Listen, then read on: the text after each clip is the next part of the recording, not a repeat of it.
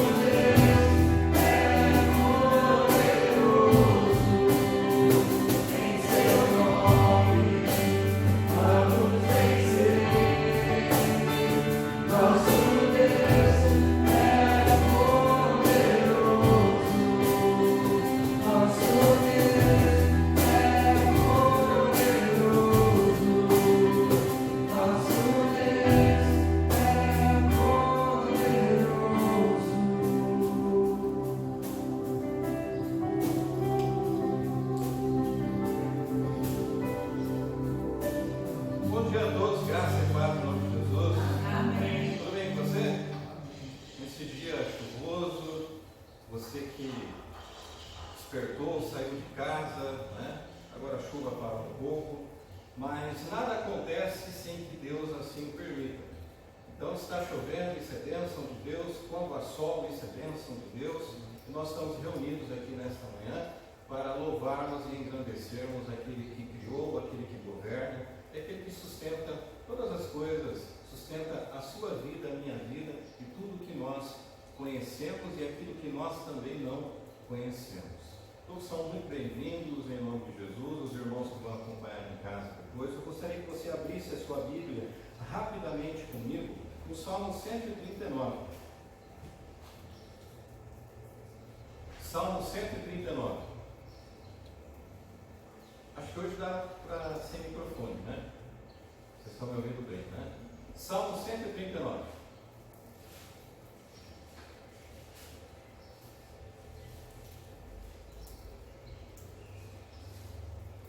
Versículo 1 diz assim: Senhor, Tu me sondas e me conheces. Senhor, Tu me sondas e me conheces. Se tem alguém que nos conhece, é aquele que nos fez, é aquele que nos formou. Ele conhece mais você do que você. Ele me conhece muito mais do que eu supostamente possa me conhecer. Ele me conhece muito mais do que qualquer livro que seja lançado sobre autoconhecimento.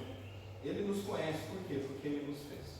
Por isso eu convido você a fechar seus olhos agora e nós vamos orar. Porque a palavra de Deus diz: Senhor, Tu me sondas e me conheces.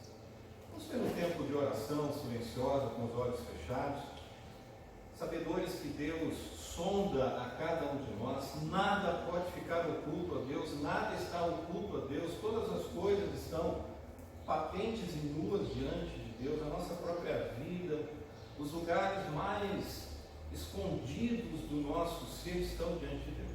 Tudo está diante de Deus. E que nós possamos agora buscar ao Senhor em silêncio e, assim como salmista, possamos dizer: Senhor, o Senhor me sonda e o Senhor me conhece. Sonda o meu coração. Limpa, Senhor, que eu possa fazer a sua vontade e não a minha vontade. Perdoa os meus pecados. Vamos ter um tempo de oração, poder você fechar os seus olhos e você orar a Deus. Em seguida o presbítero Mário ele vai orar, para que nós, como igreja, de forma coletiva, possamos também, além de confessarmos os nossos pecados individuais, confessarmos também os nossos pecados de forma coletiva, aqueles que nós já cometemos e também aqueles que nós ainda iremos cometer, porque tudo está diante de Deus e Ele conhece todas as coisas. Vamos fechar nossos olhos, vamos orar a Deus?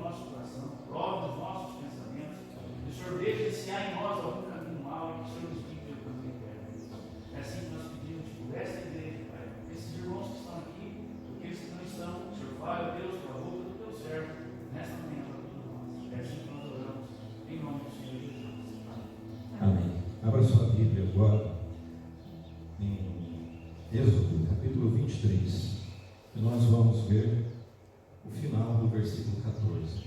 Êxodo 23, final do versículo 14.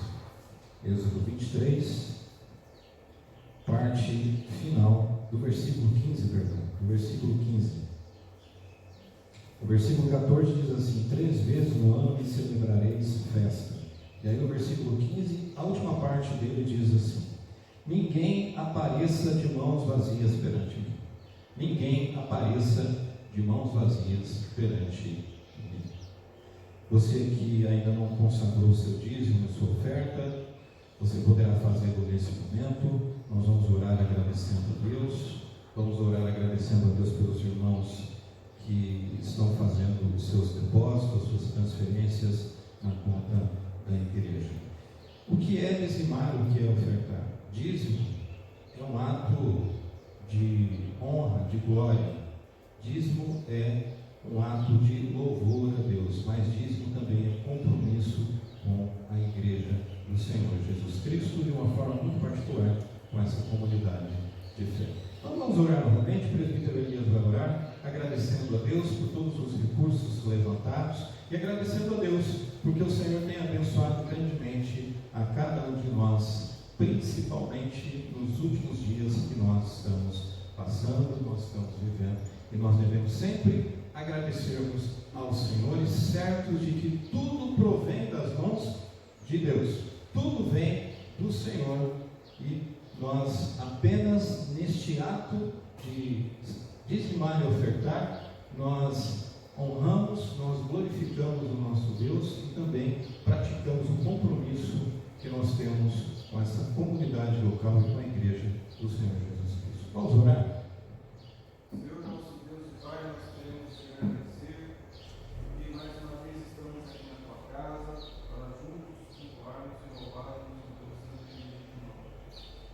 Queremos te agradecer também, ó Pai, pelo sustento, Deus, que o Senhor tem trazido a cada um de nós, ó Pai. Por isso nós te somos gratos, Senhor, por tudo. E agora, Senhor, que vamos te louvar também através dos dízimos, através das ofertas,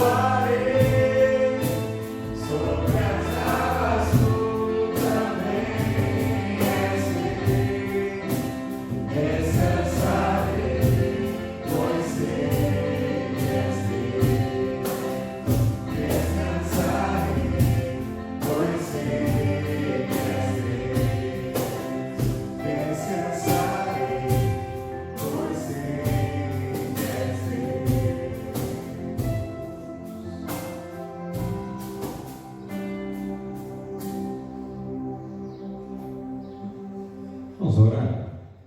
Pai Santo, Pai Eterno, nesta manhã, neste dia maravilhoso, Pai, onde as Suas misericórdias mais uma vez se renovaram sobre as nossas vidas, neste dia de chuva abençoada que cai, ó Deus, que molha a terra, Senhor, nós engrandecemos o Teu santo nome, nós louvamos e adoramos o Teu santo nome. E agora, Senhor, nós te pedimos que o Senhor continue falando conosco, por intermédio da Tua palavra, Senhor. Nós cremos que o Senhor já tem falado conosco a partir do momento em que nós decidimos vir até esse culto, mas de uma forma muito particular, ó Deus. Nós sabemos que agora o Senhor vai falar poderosamente aos nossos corações por intermédio da Tua santa palavra, Senhor. Conforme o presbítero Mário orou um pouco, a Tua palavra diz que a fé vem pelo ouvir, e que o Senhor possa fortalecer aqueles que o Senhor já imputou a fé, e que aqueles que ainda não foram alcançados pela Tua graça, Senhor, possam ser por intermédio da Tua palavra, e sabemos que a Tua graça, ela acontece nas nossas vidas por meio da proclamação das boas novas que é a Tua palavra. Fala conosco, é no nome de Jesus que nós oramos agradecidos. Amém. Por favor, sente-se, abra sua Bíblia. Hoje nós vamos no profeta menor novamente. Nós vamos em Naum. Nós passamos por Miqueias, que também faz parte dessa coleção chamada de profetas menores.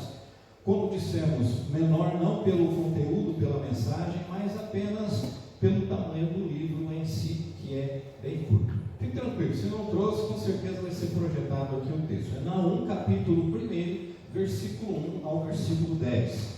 Naum 1, 10. Quando você localiza o texto, nós comunicamos à igreja que nós ainda estamos cumprindo os protocolos de saúde.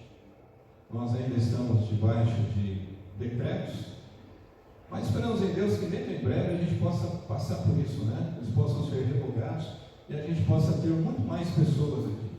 Possamos voltar aos cultos, escola dominical e assim por diante, né? Fazer alguma coisa no fundo ali para comer, para ter um papo, né? E eu não sei você, mas a gente acaba sentindo falta um pouco dessas coisas, né? Principalmente eu que nasci em igreja, fui criado em igreja, e a gente muitos de vocês aqui também, a maioria, a gente é acostumado de uma forma diferente, né? E agora a gente está vivendo de uma forma totalmente diferente, né?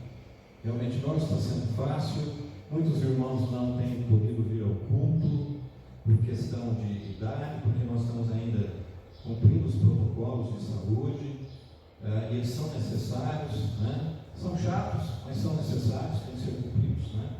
Mas o pessoal acima de 60 anos, o pessoal que tem alguma enfermidade crônica, não tem podido vir ao culto, né? não tem podido participar. E nós sentimos uma falta tremenda desses irmãos, porque a igreja, ela só existe, subsiste, primeiro porque Cristo é o cabeça da igreja, e segundo, por essa comunhão que existe, né? Por esses muitos membros que existem, que fazem parte da igreja, né? Eles fazem parte, né? Porque sem uma mão, sem um dedo, sem um pé, isso faz uma diferença muito grande. A gente sente falta disso, né? Imagina você sem a mão, faz uma falta enorme, né? E os irmãos também fazem muita falta, né? E que nós possamos orar a Deus que dentro de breve possamos vencer esse momento histórico que nós estamos vivendo, né? E possamos voltar às práticas antigas, às atividades que nós tínhamos aqui na nossa comunidade de fé e nas igrejas de uma forma geral. Tem tempo para você localizar o texto. Mesmo sentado, gostaria que você acompanhasse a leitura em total reverência à própria palavra de Deus, e cremos que Deus também se faz presente neste local, conforme nós cantamos, né? Existe um hino, né? Deus está no templo, né? Cremos que Deus está aqui porque a comunidade de fé, uma parte da comunidade de fé está reunida neste momento aqui, como também uma parte da comunidade de fé da Igreja do Senhor Jesus Cristo também está reunida nesse momento em muitos lugares por toda a terra. Acompanhe comigo, por favor, a partir do versículo 1, que diz assim: Sentença contra Nínive, livro da visão de Naum, o Eucosita. O Senhor é Deus zeloso e vingador. O Senhor é vingador e cheio de ira. O pessoal não lê muito esses textos assim, né? Porque o pessoal gosta de ler aquela coisa, Deus é só amor, né? Deus é bom, nós vamos falar um pouquinho disso, né? Mas Deus é juízo, Deus é justiça, né? O Senhor é Deus zeloso e vingador. O Senhor é vingador e cheio. O Senhor toma vingança contra os seus adversários e reserva indignação para os seus inimigos. O Senhor é tardio em irar-se, mas grande em poder e jamais inocenta o culpado. O Senhor tem o seu caminho na tormenta e na tempestade, e as nuvens são o pó dos seus pés. Ele repreende o mar e o faz secar, e mingua todos os rios. Desfalecem Bazã e Carmelo, e a flor do Líbano se murcha. Os montes tremem perante ele, os outeiros se derretem, e a terra se levanta diante dele. Sim, o mundo e todos os que nele habitam. Quem pode suportar a sua indignação? E quem subsistirá diante do furor da sua ira? A sua cólera se derrama como fogo, e as rochas são por ele demolidas. E aí vem um refrigério aqui no texto, que diz assim no versículo 7. O Senhor é bom, é a fortaleza no dia da angústia, e conhece os que nele se refugiam. Mas, com inundação transbordante, acabará de uma vez com o lugar desta cidade. Com trevas, perseguirá o Senhor os seus inimigos. Que pensais vós contra o Senhor? Ele mesmo vos consumirá de todo. Não se levantará por duas vezes a angústia, porque ainda que eles se entrelacem como os espinhos e se saturem de vinho como bêbados, serão inteiramente consumidos como para a seca.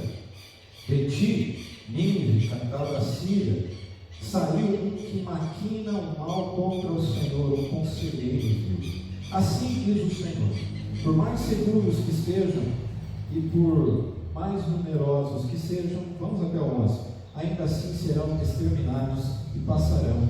Eu te afligi, mas não te afligirei mais. Louvado seja Deus pela sua palavra. Era até o 10, mas caminhamos um pouquinho mais. Meus irmãos e minhas irmãs, muitos historiadores pensam que a história ela é efetuada, ela acontece por nós, por pessoas. Muita gente pensa dessa forma. E isso é o inverso do que a Escritura Sagrada ela nos ensina. Porque segundo a própria Bíblia, a própria Escritura Sagrada, é Deus a rigor, que é a potência que move a própria história. Porque a história só existe porque Deus criou a história. Então, a história, nós podemos dizer que a história, ela é teocêntrica. A história, ela não é antropocêntrica. Ou seja, é Deus, e não o ser humano que controla os acontecimentos da história humana. É Deus quem tem o controle da história. Por isso ela é teocêntrica. O controle está sob as mãos de Deus e não sob a mão do homem. Não é o homem que tem o controle da história. Claro que isso não significa, que você pode estar pensando em que a maioria das pessoas pensam, então, que nós pretendemos então isentar os seres humanos da responsabilidade que tomam sobre si. Muito pelo contrário, significa sim que, a despeito da atuação do ser humano, a história é única e exclusivamente obra de Deus. Por exemplo, nós temos que, na Escritura, é Ele quem abandona Israel à mercê dos assírios e dá aos babilônios a vitória sobre Judá. Nós vemos isso na Escritura. O reino do norte e o reino do sul. É Ele quem provoca por intermédio de Ciro a volta do exílio e julga as nações, reduzindo-as a pó. Nada fica sem o controle de Deus, meus irmãos. Nada. O que nós estamos vivendo em 2020 está debaixo do controle de Deus e não do controle dos homens. Até mesmo o erro humano se torna um meio de Deus alcançar o seu alvo histórico, como o caso que nós lemos na Escritura Sagrada de José e seus irmãos que o venderam. E também nós encontramos no próprio relato de Cristo, dos judeus que pregaram Jesus na cruz. Enfim, aqueles acontecimentos que supostamente o mundo considera primários, na verdade eles são secundários, simples instrumentos guiados e movidos pela própria mão do Rei do Universo. Nada acontece por acaso, gente. Nada acontece por acaso. E o que nos fascina aqui nesse livro do profeta Naum é justamente o fato de que nós não encontramos aqui simplesmente a narrativa da história, mas sobretudo se revela para nós um grande mistério, isto é, os acontecimentos da história são produzidos por Deus e sob a responsabilidade das pessoas. É isso que nós lemos aqui quando nós discorremos sobre todo o livro do profeta Naum. Naum está profetizando aqui a queda de uma capital. Ele poderia estar profetizando aqui a queda de Brasília, mas ele está profetizando aqui a queda de Nínive, capital da grande Assíria. E todo mundo conhecido daquela época, e quando nós estudamos os dias de hoje, já haviam sofrido pela tirania cruel daquele povo, porque aquele povo era um povo ruim, era um povo cruel demais, os assírios. E todo o povo daquela época já tinha sofrido debaixo da mão dos assírios. Mas é Javé, o Deus da história, que o julgará, e nenhum juiz será necessário, ou juízo será necessário, porque a sua ruína foi definitiva. Aquele povo, gente, o juízo de Deus veio sobre eles. E o livro do profeta Naum, você que veio aqui na escola bíblica dominical, quando nós fizemos aquele panorama bíblico, o livro de Naum fala sobre o juízo de Deus. O livro de Naum fala sobre a soberania de Deus. É sobre isso que nós estamos falando aqui nessa manhã. Que Deus tem o controle de todas as coisas. Então, deste modo, o livro de Naum, quem sabe o que significa Naum?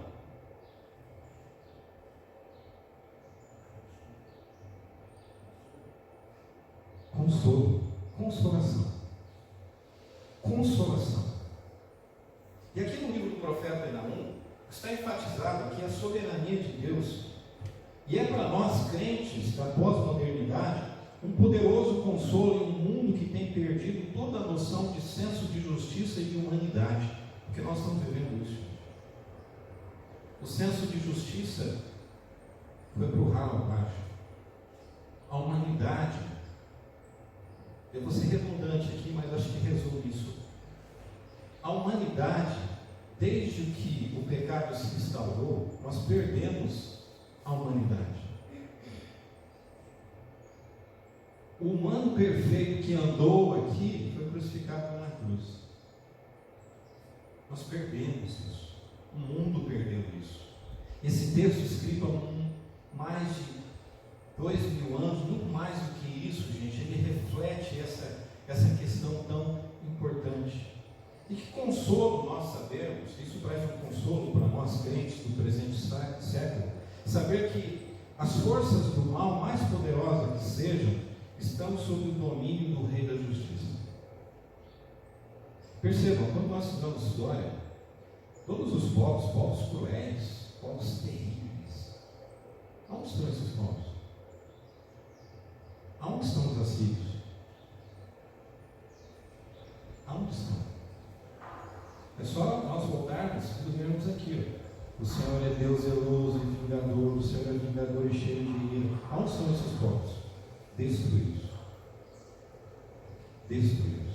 Meus irmãos, minhas irmãs, a mensagem de Naum, que viveu e profetizou durante o reinado de Manassés, Amon e Josias, reis de Judá, ela pode ser dividida de uma certa maneira, como nós veremos a seguir, destacando algo que é extremamente importante para nós: a proteção de Deus sobre o seu povo. E sobre isso nós vamos falar nessa manhã. A proteção de Deus sobre o seu povo. Esse texto nós poderíamos falar sobre o juízo de Deus, mas nós vamos falar nessa manhã sobre a proteção de Deus sobre o seu povo. E como é que nós podemos desfrutar dessa proteção de Deus sobre as nossas vidas? Primeiro, os que confiam em Deus desfrutam de segurança e paz. Os que confiam em Deus desfrutam de segurança e paz. Porque o próprio texto, ele diz lá no começo, vamos voltar lá, versículo 7, que é o versículo da nossa reflexão nessa manhã. Em meio, quando você lê os versículos anteriores, você fica apavorado, né? Mas aqui o versículo 7, não, ele diz que o Senhor é bom. O Senhor é bom. O Senhor é bom. Ao libertar Judá dos assírios, Deus demonstra mais uma vez a sua misericórdia. Deus demonstra mais uma vez a sua bondade para com o seu povo. Mesmo o povo não merecendo, Deus demonstra a sua bondade, não porque o povo é bonzinho, é porque Ele é bom, porque Ele é misericordioso. Ele vem e demonstra mais uma vez esse atributo, algo que faz parte da sua própria natureza, do seu ser, porque Deus é bom, é justiça, mas Deus é bom. E quando Ele livra aqui Judá dos assírios, Ele demonstra essa sua bondade. O que Deus fez na cruz, na pessoa do seu Filho amado, é isso. Demonstrou a sua misericórdia, derramou a sua graça, porque a gente é bom, porque a gente é legal, porque eu sou bonzinho, porque não, porque Ele é bom, porque Ele é a própria graça. O que nós merecíamos da parte de Deus? Nós merecíamos o que da parte dele? A própria ira dele sobre nós, irmãos. Mas porque Ele é bom, a gente não recebeu isso de graça, porque Ele viu algo, eu vi algo legal no Gustavo, assim, peraí, vou salvar esse rapaz. Esse menino é bom. Não, quando Ele olha para mim, para o Gustavo, quando Deus olha para mim, quando Deus olhou para mim, Ele viu o pior dos seres que existe. O pior dos seres que existe. Ele não viu nada de bom em nós. Quem é bom? É Ele. O texto diz que quem é bom? O Senhor é bom. Meus irmãos, Deus é essencialmente bom. Ele é bom em seu ser. Deus é essencialmente bom nos seus decretos. Deus é essencialmente bom em suas palavras. Deus é essencialmente bom em suas obras. Deus é a fonte de todo o bem. Dele procede toda a boa dádiva. mesmo quando as circunstâncias mostram a sua cara fechada, nós podemos ver a bondosa providência de Deus sorrindo, abrindo um sorriso para cada um de nós. Por isso nós podemos cantar aquele hino: que segurança sou de Jesus, por Ele agora vivo na luz. E essa segurança, ela traz paz ao meu coração e ao seu coração, porque Deus é bom. E aí nós desfrutamos dessa segurança e dessa paz, porque Ele é bom. Deus protege o seu povo, mas os que confiam nele desfrutam dessa segurança e dessa paz. Segundo, os que confiam em Deus não precisam ter medo. Por que ter medo? Quando a gente lê aqui, versículo 1, versículo 2, versículo... Gente, mas que Deus é esse, né? Que Deus é esse que lá no Antigo Testamento dizia assim, ó, passa todo mundo a fio de espada, até crianças, né? Como assim, pastor? Criança também. Vale lembrar que Deus é bom, mas Ele é justiça. A gente tem dificuldade de entender isso, né? Sabe por quê? Porque a gente quer entrar na mente de Deus, né, Maria? Como se fosse possível isso, né? Como se Deus tivesse uma mente igual a nossa. Não tem. Aliás, Deus não tem forma humana. Certo? Eu falei isso aqui várias vezes, é assunto de escola dominical, né? Para a gente poder entender um pouquinho de Deus, é atribuído forma humana, emoções a Deus, né? Falar que Deus se arrepende, né? Então, isso é, quando a gente entende o arrependimento de Deus numa noção humana, a gente está querendo transformar Deus em algo que nós somos. Ele não é assim. Então a Bíblia sempre atribuiu formas, questões emocionais, para a gente poder entender um pouquinho de Deus. A gente quer entrar na mente de Deus e entender. A gente não é Deus. A gente não é Deus. Não dá para entender. Deus é bom? É, mas é justiça. Passou a fio de espada a muita gente aí. Ao longo da história, só você ler a Escritura. Meus irmãos, o texto diz assim: os que confiam em Deus não precisam temer. Por quê? Porque o Senhor é fortaleza no dia da angústia. Ele conhece, dentro do amoroso cuidado incondicional, todos aqueles que têm fé nele. Versículo 1 do Salmo 1, capítulo 1, versículo 6, parte A do Salmo 1, diz assim: pois o Senhor conhece o caminho do justo. O profeta Naum diz que o socorro divino é a âncora da nossa paz, quando escreve: Deus é fortaleza no dia da angústia, versículo 7. Deus nunca abandonou o seu povo nas batalhas mais amargas da vida. Muito pelo contrário, Ele inspirou canções de louvor nas noites mais escuras e coloca nos nossos lábios sempre um cântico de vitória, mesmo quando as lágrimas rolam pela nossa face. Nós devemos cantar louvores a Deus.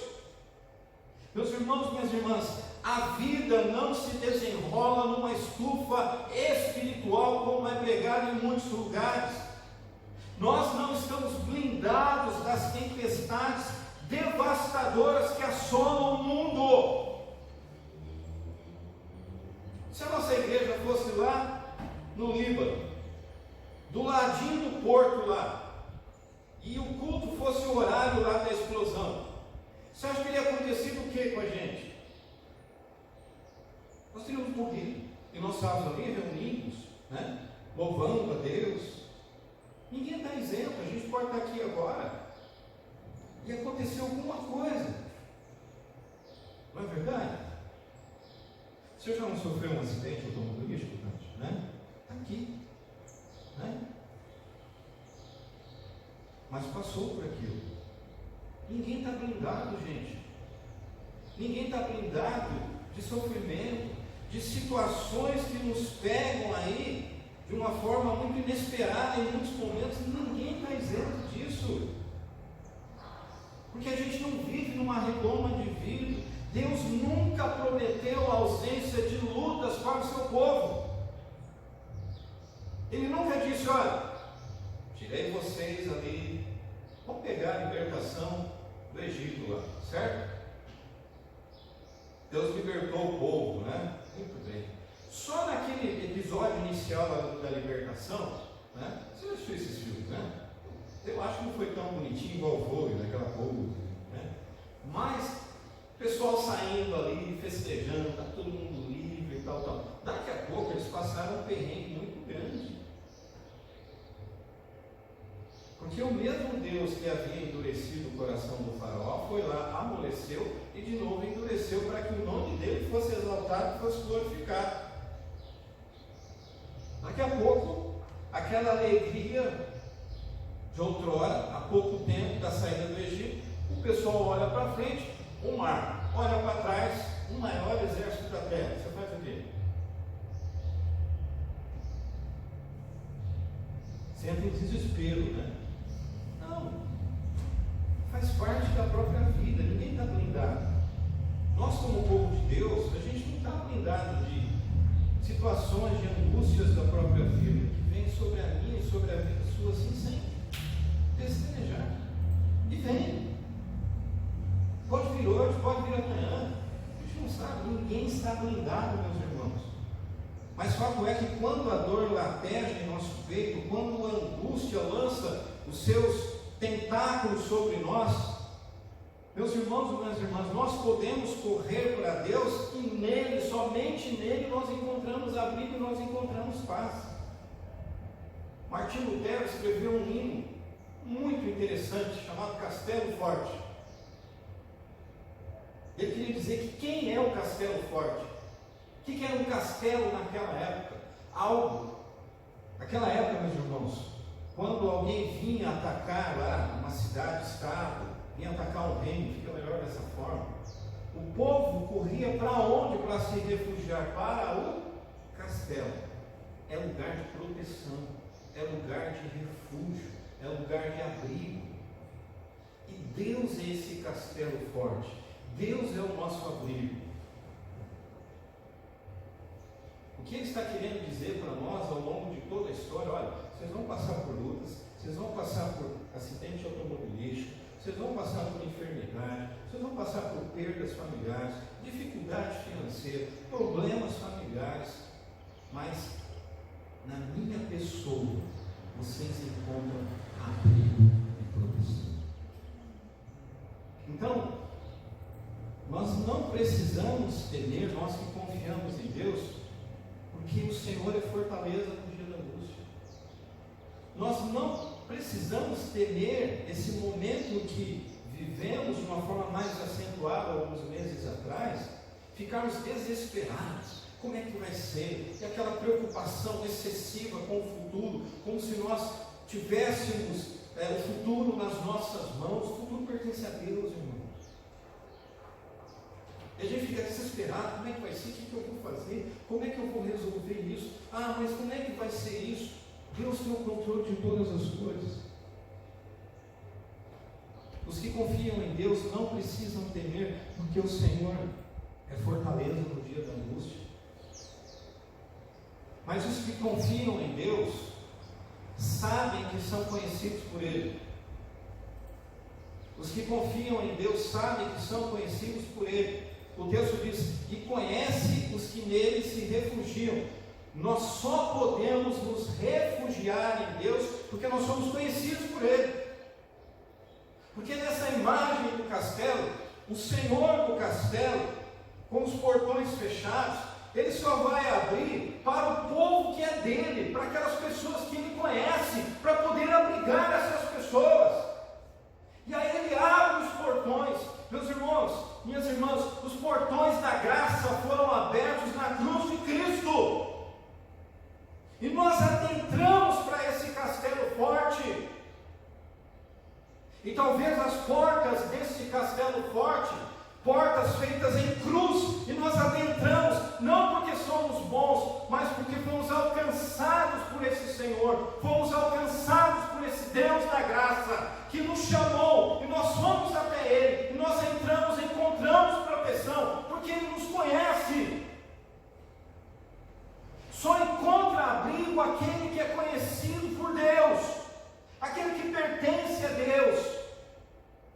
Porque o texto diz: e conhece os que nele se refugiam. Eu não sei se você já leu, mas lá no Antigo Testamento, lá no comecinho, quando houve aquela regulamentação toda lá e tal, foi criada as chamadas cidades de refúgio. Já leu isso na Escritura? Já, né? Eu já preguei sobre isso aqui. Cidade de refúgio. Para que servia a cidade de refúgio? Os assassinos. Tá? E quando eles chegavam nessa cidade, a família que tinha supostamente o direito, né, de tirar a sua vida, ou também tirar a vida de um parente mais próximo e tal, não tinha autoridade dentro daquela cidade. As pessoas buscavam refúgio lá. Quem buscava refúgio lá? A escória da sociedade. Assassinos. Homicidas. Deus é a nossa cidade de refúgio. Mas pastor, eu não sou assassino, mas eu sou pecador. Jesus é a cidade de refúgio, o nosso escudo protetor, o nosso amigo mais chegado, o nosso abrigo no dia do temporal. E nem sempre Ele nos livra da angústia, mas é sempre fortaleza no dia da angústia. Nem sempre nos livra do fogo ardente das provas, mas sempre nos livra nas provas. O fogo das provas só pode queimar nossas amarras, mas não pode tocar num fio sequer do nosso cabelo. Você que tem cabelo, no meu caso é um pouco diferente, mas não toca num fio só de cabelo da gente. Meus irmãos, nem sempre Deus nos livra da morte, mas sempre nos livra na morte e nos leva a salvo para o seu reino celestial. Deus ama aqueles que correm para os seus braços. Deus não nos vê como estranhos mais, nós que fomos alcançados pela graça. Deus não olha para a gente e fala: agora eu conheço o Gustavo. Eu sei quem é o Gustavo, mas ele é meu, então ele pode entrar, ele pode se refugiar. Ele se refugia em mim, na minha presença, na minha pessoa. Meus irmãos, Deus ama aqueles que correm para os seus braços. Deus não nos trata mais como inimigos. Deus não trata a gente mais como inimigo. Ele trata como amigos. Ele nos trata muito mais do que amigos. Ele nos trata como filhos e filhas. Deus nos acolhe como filhos amados. Deus perdoa os nossos pecados, dando o abraço do perdão e o beijo da reconciliação. Isso aconteceu na cruz de Cristo. Em Deus nós encontramos um refúgio verdadeiro, gente, o tempo e a eternidade. Sob as asas do Onipotente nós estamos seguros. Em Deus nós podemos confiar. Confie em Deus, porque Deus protege aqueles que são conhecidos por Ele. E se nós somos conhecidos por Ele, nós confiamos nele.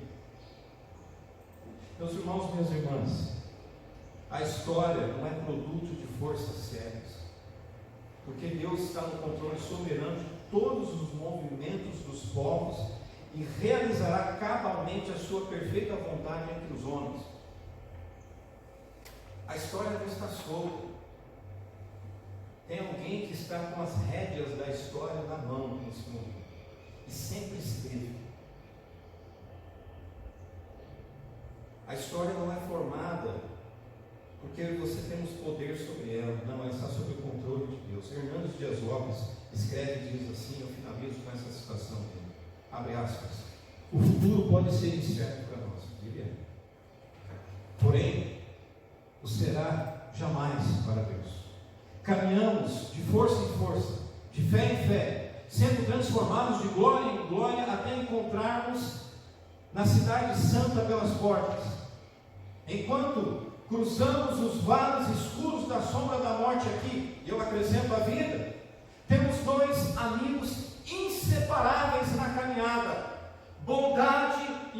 misericórdia. Mas quando terminarmos a jornada, habitaremos na casa do Senhor para todo o sempre, porque estaremos de volta em casa. Louvado seja Deus por isso, meus irmãos. Enquanto estamos aqui, vivendo, tendo vida que vem do próprio Deus, nós contamos com dois amigos inseparáveis, que estão na própria pessoa do nosso Deus e fazem parte dele, bondade e misericórdia. E nós contamos com a bondade, nós contamos com a misericórdia de Deus sobre as nossas vidas, todos os dias da nossa existência. E Hernandes Dias Lopes disse: quando terminarmos a jornada, porque nós estamos em jornada, nós estamos em peregrinação, nós estamos caminhando, como diz Paulo, nós estamos nessa corrida proposta a cada um de nós, que é a vida cristã. Mas lá no final, nós que fomos alcançados por essa graça, que entramos nesses portões em forma de cruz, atraídos pelo próprio Deus, não porque viu algo de bom em nós, mas porque Ele é bom, porque Ele é misericórdia, porque Ele é graça. Ele nos atraiu, Ele nos chamou, entramos neste castelo forte e nós estamos protegidos. Mais um dia estaremos com Ele, habitaremos com Ele por toda a eternidade, juntamente com o nosso Deus, e habitaremos na casa do Senhor para todos sempre. Louvado seja Deus! Eu não sei você, mas eu espero esse dia, eu anseio por esse dia, onde todos nós, a igreja, os salvos, os santos, nós estaremos com o nosso Senhor, na presença de Deus. E aí os acidentes, a morte, essas coisas que ainda nos atingem, nós não viveremos mais isso, porque nós estaremos com o corpo glorificado. Não passaremos mais por nada que nós enfrentamos aqui. Já teremos passado pela morte, mas nós vamos ressuscitar no último dia e nós habitaremos na casa do nosso Senhor. Louvado seja Deus por isso. Mas isso só vai acontecer para aqueles que entram por aquela porta em forma de cruz.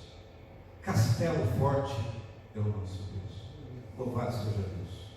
Que Deus nos abençoe e que você possa desfrutar dessa proteção de Deus. Deus protege o seu povo. Nós temos um exemplo claro aqui na nossa comunidade de fé. As coisas acontecem conosco. Estamos dizendo, acabei de falar, ninguém está blindado. Pastor não é blindado. Pastor fica doente. Estou com 7 pedras aqui, estou com 4 pedras no rim aqui. Pastor fica doente. Pastor sofre acidente. Filho de pastor morre. Filho de pastor usa droga. Filho de pastor bebe. Filho de pastor bate o carro. Mulher de pastor morre. Mulher de pastor fica doente. Mãe de pastor morre. Ele já superou. Tá? A gente está no mesmo rodado ali, todos nós ali, né? Certo? Todos nós estamos aqui. Mas fato é, meus irmãos e minhas irmãs, que Deus nos protege. Deus nos protege. Tati está aqui porque Deus protegeu ela naquele momento. E se tivesse levado, louvado seja Deus por isso também, né, Tati? Creio que a Tati hoje não tem isso, né? A gente já conversou sobre isso em outras ocasiões. Aí a gente vai voltar a bater aqueles papos, né, Zé? Vamos voltar a bater aqueles papos, né? Bom, cumprido com uma dor, né? A gente vai voltar, se Deus quiser. Se Deus quiser. Eu estou sentindo falta disso. Deus protege o seu povo. Na nossa comunidade aqui, eu pedi autorização para poder falar. Nós oramos pela vida da Camila, lembra disso? Pois é. A Camila, eu posso dizer que ela enfrentou um vale muito profundo nos últimos dias. Aqui aquele que acompanhou, esteve lá, auxiliou, né? A Camila passou muito mal nesses dias atrás, né? Uma infecção muito alta, né? Trombose, né? Supostamente uma trombose, né? E tal, e verifica. Aí ela fez o teste do Covid, deu positivo. E aí a Mercedes e a Maria Eduarda juntos com ela, certo? Ela foi trabalhar ontem? Acho que foi, né? Foi trabalhar ontem. Também.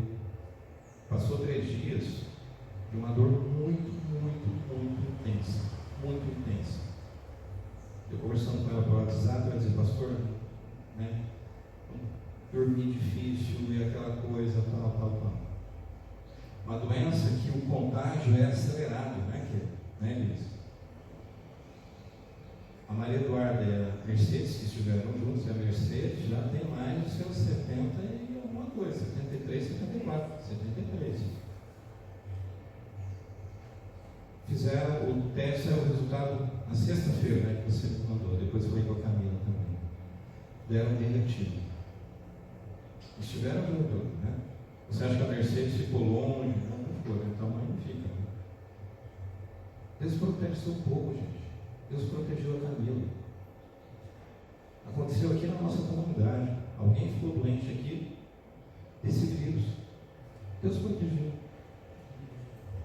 O senhor está querendo dizer que Deus não protegeu aqueles que morreram? Eu estou pregando aqui sobre a soberania de Deus, que Deus tem o controle de todas as coisas, que nada acontece sem que Deus não permita. Mas é claro, existe a responsabilidade humana. Lamentamos por aqueles que morreram. Mais de 100 mil mortos. Mas se você olhar o período de mortes do ano passado por outras enfermidades, está ali, ó. Tá? Cuidado com as informações, tá, gente? Né, mãe? Tem que tomar cuidado com esse negócio. Tá? Morreu 100 mil pessoas. A gente vive tão alienado da vida, gente, que a gente não olha as estatísticas no ano. Vai olhar os anos anteriores, quantas pessoas morreram durante um ano? Não muito mais que isso, gente. Claro, a gente lamenta quem morreu por essa enfermidade. Famílias aí foram dizimadas aí por conta disso. Mas também famílias foram dizimadas por conta do câncer, né? De AVC, de infarto, de miocárdio, de acidente de trânsito. Ou você acha que o pessoal parou de assaltar e parou de matar porque está em pandemia? Claro que não. O que eu queria dizer, gente, é que Deus nos protege. Deus protegeu a Camila. Louvado seja Deus porque ela está bem agora. Deus protegeu a Mercedes. Deus protegeu a Maria Eduarda. Deus protegeu a Keila que esteve lá ajudando e auxiliando, porque trabalha nessa área profissional de saúde. E Deus tem protegido a casa do Mário. Deus tem protegido a Elismar, os filhos do Mário. Deus tem protegido o Osés e a Tati e os seus familiares. O Rodrigo, a Madalena, o Robertinho, o Robertão, a Raquel, o Alan, o Gustavo, a Daiane, o Dirceu, a Josi, os seus filhos, os seus familiares, o Elias, a Nilza, o Marco, o Mateus. Deus tem protegido a Keila, a família dela, a minha família. Deus tem nos protegido. Deus protege o seu povo. Deus protege o seu povo. Guarde isso com você. Uma mensagem muito simples hoje nessa manhã. Mas Deus protege o seu povo. Deus sempre protegeu o seu povo. Todas as vezes o povo desobedeceu, o povo pecou, o povo estava envolvido em um monte de coisa, e veio a ira de Deus sobre o povo, o juízo e tal, mas daqui a pouco, conforme nós lemos aqui no texto, versículo 7, ele é um refrigério em meio ao caos que se instaura ali sobre aquele povo, sobre os assírios, que num determinado momento foram usados até pelo próprio Deus como instrumento de Deus, mas agora Deus vai e traz o castigo. A Babilônia foi usada como instrumento de Deus de castigo sobre o próprio povo de Deus. Mas depois o que aconteceu com a Babilônia? O juízo veio sobre ela.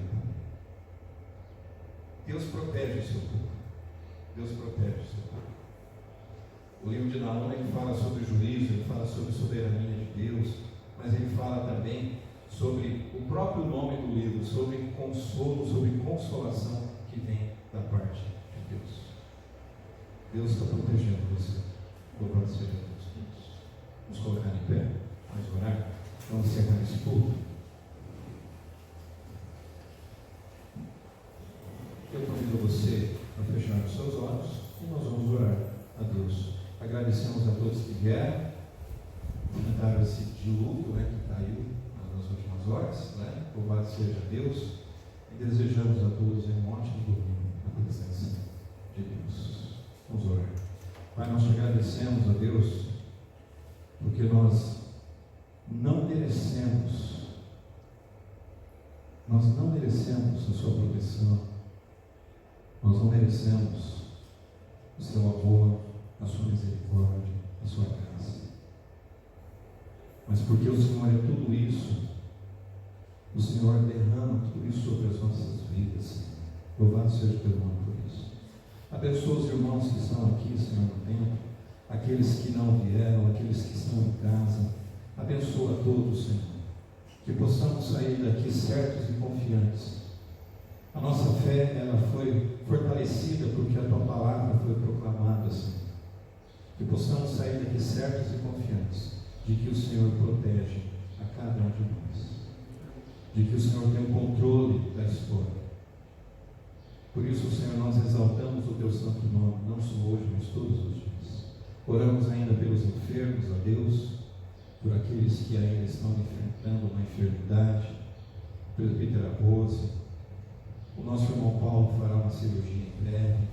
Nós te agradecemos porque oramos também pelo presbítero Valdomiro, da nossa igreja lá de Astorga, que fez a cirurgia de retirada de próstata na sexta-feira, mas ele está bem. Nós te louvamos também, te agradecemos, ó Pai, pela vida dele, pelo teu cuidado sobre ele, sobre toda a família dele. E todos aqueles que estão enfermos, nós oramos por eles, ó Pai.